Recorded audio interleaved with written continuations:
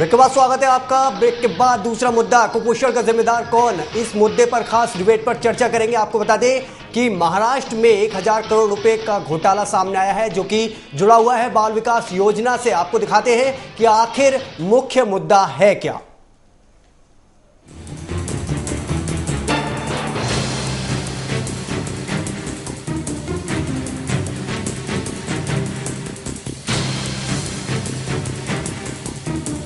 Two G घोटाले और Colgate घोटाले के बाद एक और बड़ा घोटाला सामने आया है। महाराष्ट्र में आंगनबाड़ी कार्यक्रम के तहत गरीब बच्चों को दिए जाने वाले अनाज में बड़े पैमाने पर घोटाला हुआ है। महाराष्ट्र में केंद्र सरकार की बाल विकास योजना में 1000 करोड़ रुपए की हेराफेरी की आशंका जताई जा रही है। खाद्य सुरक्षा पर चल रही सरकारी योजनाओं की निगरानी के लिए नियुक्त सुप्रीम कोर्ट के कमिश्नर ने अपनी रिपोर्ट में ये चौंकाने वाला खुलासा किया है। रिपोर्ट के मुताबिक निजी कंपनियों ने फर्जी महिला मंडल बनाकर पूरी योजना पर कब्जा कर लिया। कमिश्नर ने सिफारिश की है कि सुप्रीम कोर्ट की निगरानी में पूरे मामले की निष्पक्ष जांच कराई जाए। महाराष्ट्र घोटालों का राज्य बनता जा रहा है। आदर्श सिंचाई टोल टैक्स घोटालों के बाद अब कुपोषण के शिकार बच्चों और महिलाओं के लिए भोजन पर भी घोटालेबाजों की नजर पड़ गई है। देश भर में चल रहे खाद्य सुरक्षा योजनाओं की निगरानी के लिए नियुक्त सुप्रीम कोर्ट कमिश्नरों की रिपोर्ट चौंकाने वाली है। रिपोर्ट के मुताबिक महाराष्ट्र में 1000 करोड़ की बाल विकास योजनाओं पर ठेकेदारों ने कब्जा कर लिया है। निजी कंपनियों ने महिला मंडलों की आड़ में पूरी योजना के सप्लाई का ठेका हथिया लिया।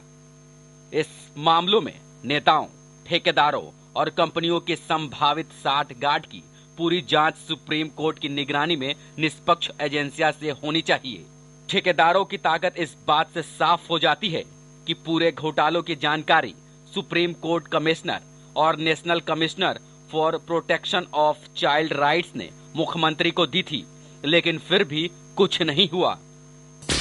दरअसल 7 साल पहले सुप्रीम कोर्ट ने ICDS यानी बाल विकास योजना में ठेका देने पर रोक लगा दिया था, लेकिन इस आदेश के बाद भी महाराष्ट्र सरकार ने 2009 में नियम बदलकर सामुदायिक संगठनों और महिला संस्थानों को ठेका लेने की इजाजत दे दी। यानी नियम इतने आसान बना दिए गए कि कोई भी कंपनी जिसके बोर्ड में महिला सदस्य हो सप्लायर बन सकती है।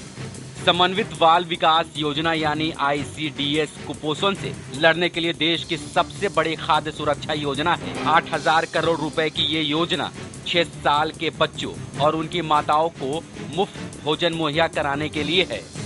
लेकिन योजना बड़ी हो तो उसका फायदा उठाने का तरीका भी कंपनियां निकाल ही लेती हैं। महाराष्ट्र में सरकार ने आखिरकार सप्लाई को ठेका 3 महिला मंडलों को दिया था। खेल यहीं से शुरू हुआ। महिला मंडलों का खेल। इन महिला मंडलों के पास भोजन बनाने और सप्लाई की कोई सुविधा नहीं थी। महिला मंडलों ने सब कमेटी बना दी जिसे सरकार ने मान लिया। इन सब कमेटियों ने 5 कंपनियों के साथ राशन की सप्लाई का करार किया। मजेदार बात यह है कि सब कमेटी में बैठे सदस्य और इन 5 कंपनियों के मालिक आपस में रिश्तेदार हैं। रिपोर्ट के मुताबिक ये साफ दिखाता है कि इन्हीं कंपनियों ने नेताओं के साथ साठगांठ कर महिला मंडलों को अपना फ्रंट बनाया। रिपोर्ट में उत्तर प्रदेश और कर्नाटक में चल रही ICDS स्कीम में भी धांधलेबाजी का जिक्र है, लेकिन महाराष्ट्र को लेकर कमिश्नर्स की टिप्पणी सख्त है। रिपोर्ट के मुताबिक धांधलेबाजी सिर्फ सप्लाई के ठेके को लेकर खत्म नहीं हो जाती। गरीब और भुखमरी के शिकार बच्चों तक जो खाना पहुंचता भी है वो बेहद खराब क्वालिटी का होता है। बच्चों की सेहत के साथ हो रहा ये खिलवाड़ यही थमता नजर नहीं आ रहा। विपक्ष भी पूरे मामले को अपने ढंग से भुनाने की जुगत में जुट गया है, लेकिन इस सब से दूर मूल सवाल यहीं से खड़े होते हैं कि पूरे भारतवर्ष में जब महाराष्ट्र को सबसे कुपोषित राज्य का दर्जा प्राप्त है तो राज्य सरकार की ओर से इस पूरे मामले पर इतनी ढिलाई क्यों बरती गई और इतने दिनों से बच्चों की सेहत के साथ ये खिलवाड़ जारी रहा और सरकार क्यों सोती रही। सुदर्शन न्यूज के लिए अरुण शिवहरे की रिपोर्ट। तो उम्मीद करते हैं कि मुद्दा आपकी समझ में आ गया होगा। इतना बड़ा घोटाला, वो भी फिर से कांग्रेस से ही कहीं ना कहीं जुड़ा हुआ है। इस खास डिबेट में हमारे साथ बालाजी मिश्रा लगातार जुड़े हुए हैं, साथ ही हमारे संवाददाता अरुण शिवरहरे, जिन्होंने कि इस पूरे मामले पर शोध किया, वो भी हमारे साथ जुड़े हुए हैं। सबसे पहले बालाजी, आपके पास आना चाहूंगा, क्या आपकी प्रतिक्रिया है एक बार फिर इतना बड़ा घोटाला? देखिए, हमने अपनी रिपोर्ट में दिखाया कि महाराष्ट्र घोटालों का राज्य बनता जा रहा है। नित नए नए घोटाले जो महाराष्ट्र से निकल के सामने आ रहे हैं, ये पूरी व्यवस्था की पोल पट्टी खोल रहे हैं। ये दिखा रहे हैं ये घोटाले कि महाराष्ट्र में जो व्यवस्था है, उस व्यवस्था में एक बहुत बड़ा दोष उत्पन्न हो गया है और जो भ्रष्टाचारी हैं बेलगाम हो गए हैं। एक नेक्सस सा बन गया है, एक सांठगांठ हो गई है भ्रष्टाचारियों और सत्ता के बीच में। तो निश्चित रूप से ये जो घोटाला है, घोटालों के फहरिस्त में एक नया नाम आप कह सकते हैं। और सबसे दुखद बात यह है कि ये घोटाले उन बच्चों के आहार के साथ है जिन्हें कुपोषण से बचाने की एक कोशिश की जा रही है। देश में वैसे भी पहले से कुपोषित बच्चों की संख्या ज्यादा है। पूरे विश्व में जब हमारी तुलना की जाती है तो हम बांग्लादेश और पाकिस्तान से भी पिछड़ते नजर आते हैं अगर कुपोषण की बात होती है। जी। तो इन बच्चों और उनकी माताओं के आहार को आप उनको भी घोटालेबाज छोड़ नहीं रहे, और उसमें भी 1,000 करोड़ रुपए का जो घोटाला है वो चिंतनीय बात है। जी, अरुण भी हमारे साथ लगातार जुड़े हैं। अरुण, यहाँ पर आपसे सीधे आपके पास मैं रुक करना चाहूंगा। अरुण, शोध किया आपने इस पूरे मामले पर, पूरे घोटाले पर, क्या लगता है कि क्या ऐसी जरूरत आन पड़ी कि कुपोषित जैसी चीजों से जुड़े हुए, यानी कि जिस योजना है उसी में 1,000 करोड़ रुपए के घोटाले की जरूरत आन पड़ी?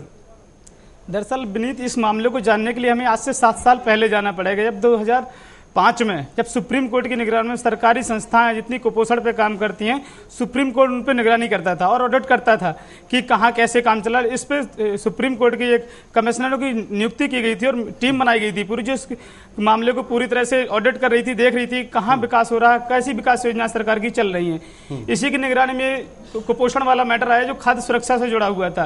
तो ये वहां से शुरू होता है। ये 1975 में जो महाराष्ट्र में शुरू हुई थी योजना, 2 अक्टूबर 1975 में शुरू हुई थी खाद्य सुरक्षा योजना। इस योजना के तहत 6 साल से नीचे के जो बच्चे हैं और जननी माताएं हैं, जो बच्चों के हेल्थ और मनोवैज्ञानिक शारीरिक तौर पे जो क्षमता नहीं है, उन्हें खाने पीने की व्यवस्था दिलाई जाए और उन्हें स्कूल भेजा जाए। इस योजना के तहत और 2007 में सुप्रीम कोर्ट ने एक फैसला भी सुनाया था कि कोई भी खाद्य सुरक्षा से जुड़ा हुआ मामला किसी भी बिचौलिए जो खत्म कर दिए जाएंगे और बिचौलियों के बाद सीधे जो स्कूल होंगे या जो सामयिक केंद्र होंगे वहां पर जाएंगे। लेकिन 2009 में महाराष्ट्र सरकार ने क्या किया, इस योजना को सुप्रीम कोर्ट के नियम को किनारे करते हुए एक नया नियम लागू कर दिया। और 2009 के बाद मतलब अगर आपके पास एक कंपनी है और उसमें आपके पास कोई महिला कैंडिडेट है तो आप उसके सप्लायर बन सकते हैं। उस हिसाब से 3 महिलाओं की कमेटी बनाई गई। तो महाराष्ट्र में टोटल करके 548 ऐसी संस्थाएं जो पूरे महाराष्ट्र में काम करती हैं। तो इस हिसाब से ये काम करते हैं और ये तीनों महिला मंडलों के अंडर में आते हैं।